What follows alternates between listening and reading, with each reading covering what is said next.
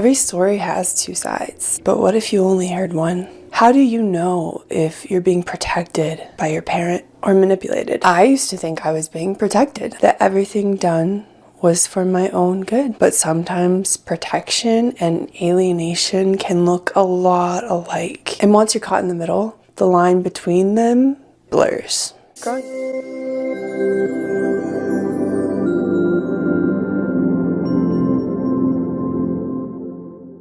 Hi, today, here on this little corner of the internet, I talk about all things related to a certain form of child psychological abuse known as parental alienation. Why do I care about this in the first place?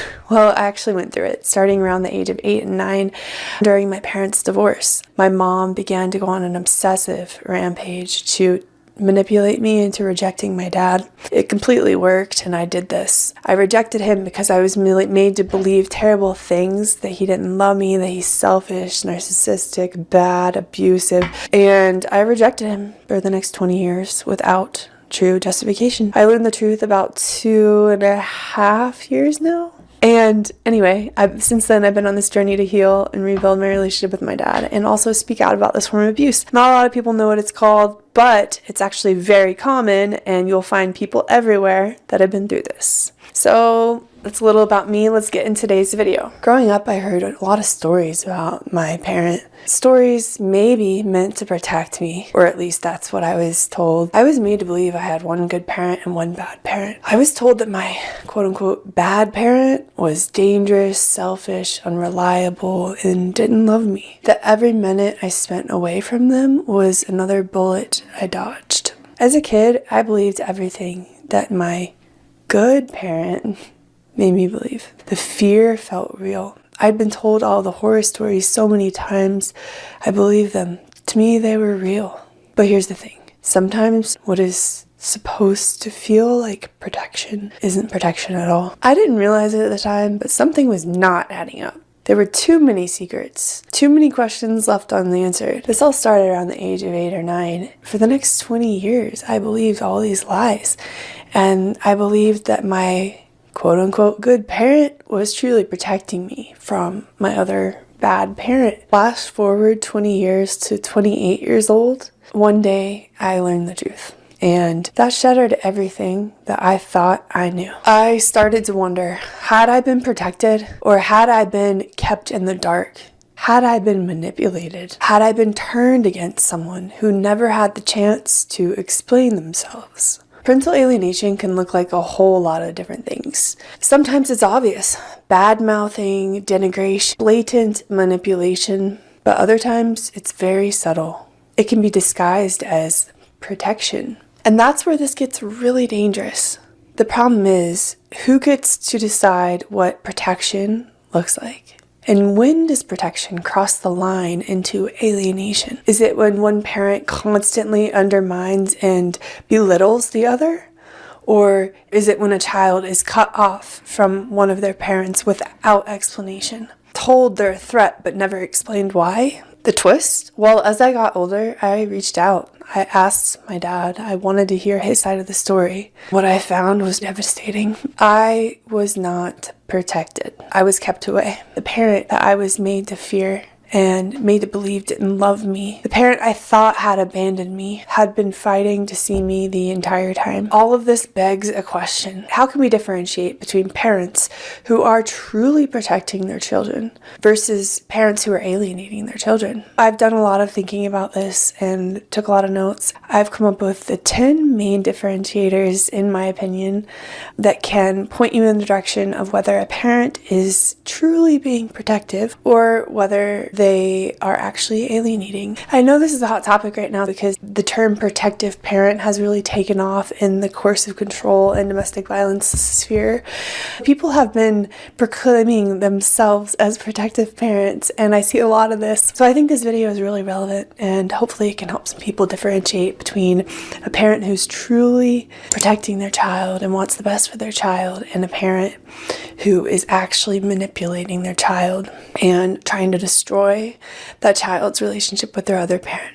Let's get into it. Number one, you got to look at that parent's motivation, the motivation behind their actions. A true protective parent will be genuinely concerned about the child's safety and well-being, taking steps to protect the child from harm, physical, emotional, or psychological. An alienating parent will act out of anger and spite, jealousy, resentment, desire for control, and they will use fear and manipulation to turn the child against the other parent without a legitimate cause. Here are some questions to consider when you're looking at the motive of the parent. How does the parent treat the co-parent? Does the parent isolate the child or try to control the child in any other ways?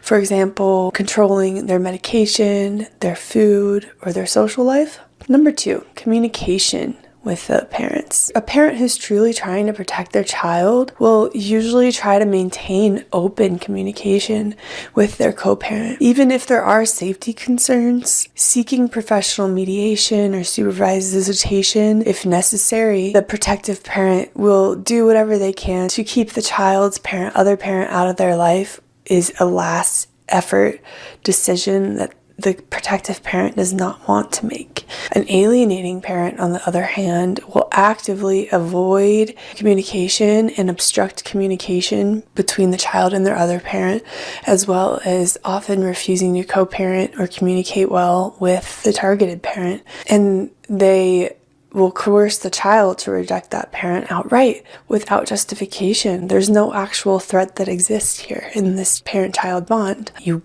have to remember that the alienating parent might be such a master manipulator that they might manage to convince the child their beliefs are their own, all of their decisions regarding the other parent are their own. In many cases, professionals and family members cannot rely on the child's words or beliefs to be facts due to the manipulation that has occurred.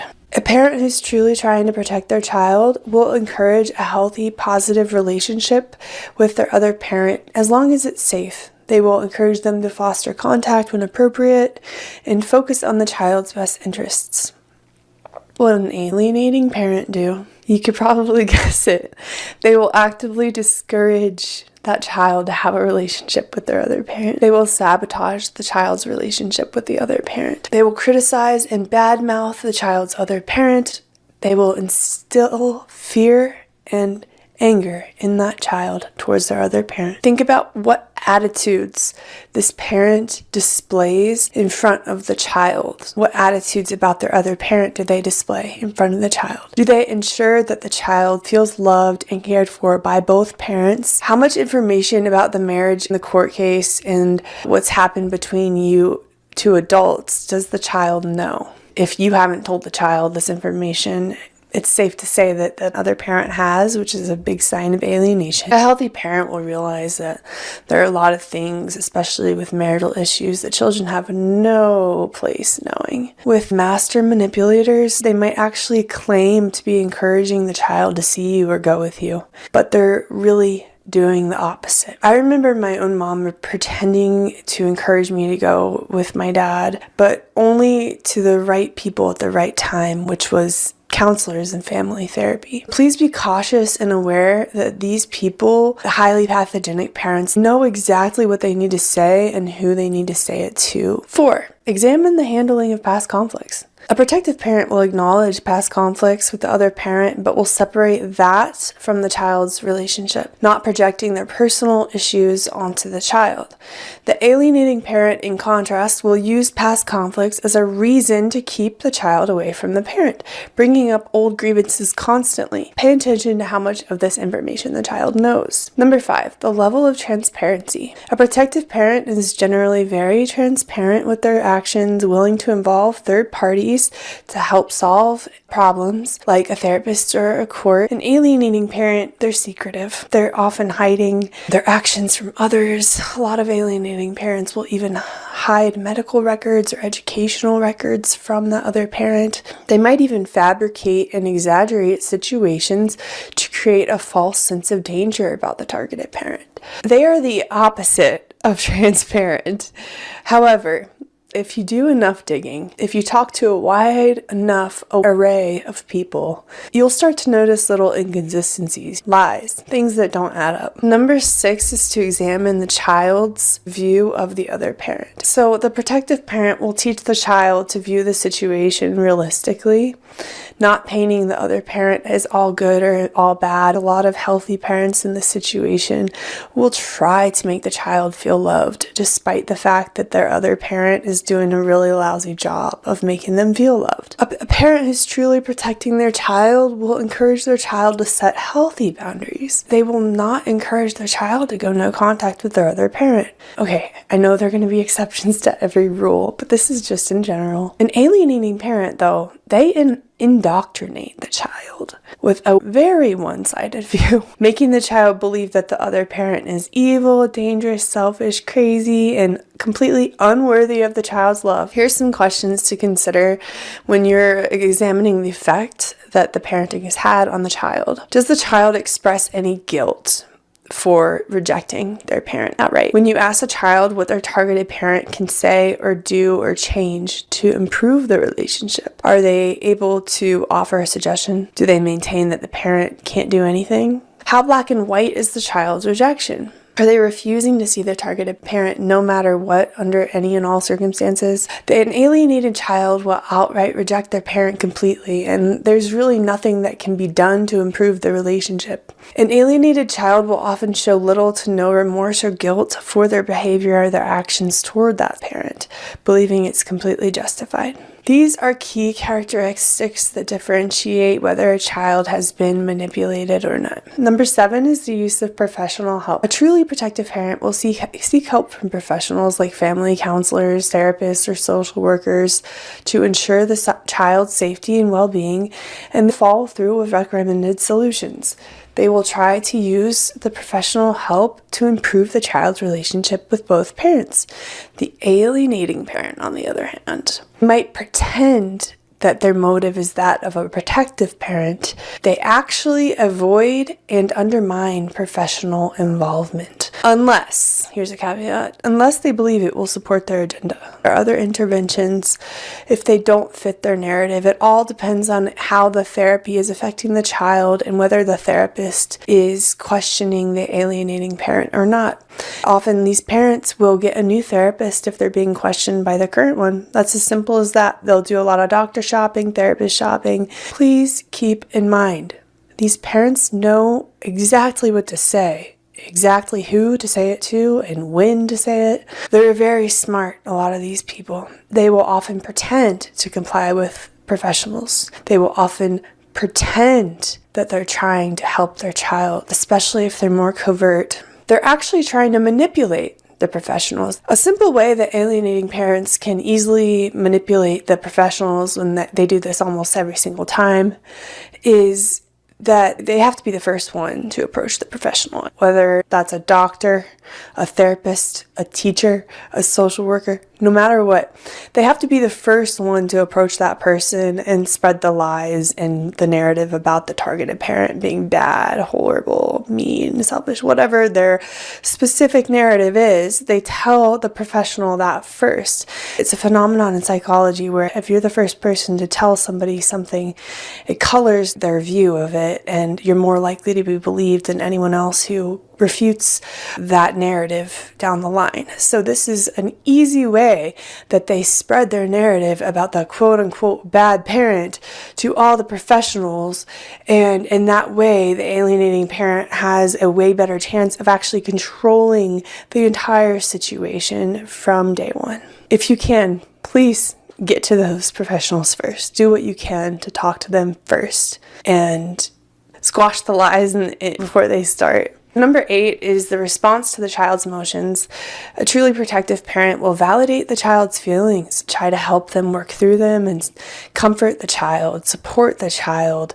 If the child misses the other parent, a truly protective parent will try to help the cope in a healthy way, help them express their emotions, and make sure they feel loved and cared for either way. An alienating parent, how do they respond to the child's emotions? Let me give you examples from my life. Their alienating parents will actually exploit their children's emotions, which is horrible to do to anyone, but especially your own child. They will often amplify the fear or the sadness the child is feeling about the targeted parent instead of comforting them, instead of making them feel loved and cared about regardless. They will exploit the child's emotions and make the child feel guilty for wanting a relationship with the other parent. The alienating parent will often do whatever they can to amplify the child's negative emotions. I lived through this for 20 years. Whether I experienced fear or sadness or anger about my dad, my mom did not comfort me. She didn't make sure that I knew I was lovable anyway, I was worthy anyway. No. She instead would reinforce how bad he was, how sad she was for me that he didn't love me. She would reinforce how lucky I was to have her. At least I have one parent who loves me. They will absolutely exploit the child's emotions. Number 9 is a willingness to co-parent. True protective parents have a willingness to co-parent. They want to find constructive solutions. They don't want their child to lose their other parent. Even when it's difficult, they will prioritize the child's needs over their own. And this is one that can really help if you're wondering if somebody is a true protective parent or not. Because look at their willingness to co-parent and their willingness to want that child to have their other parent in their life, and not whether they say they do, because they might just very well say whatever they need to say, but whether their actions show that that's what they want. An alienating parent will refuse to cooperate with their co-parent, seeing them as their adversary, their enemy. They might outright reject any attempts to co-parent, or they might make unilateral decisions about the child's life.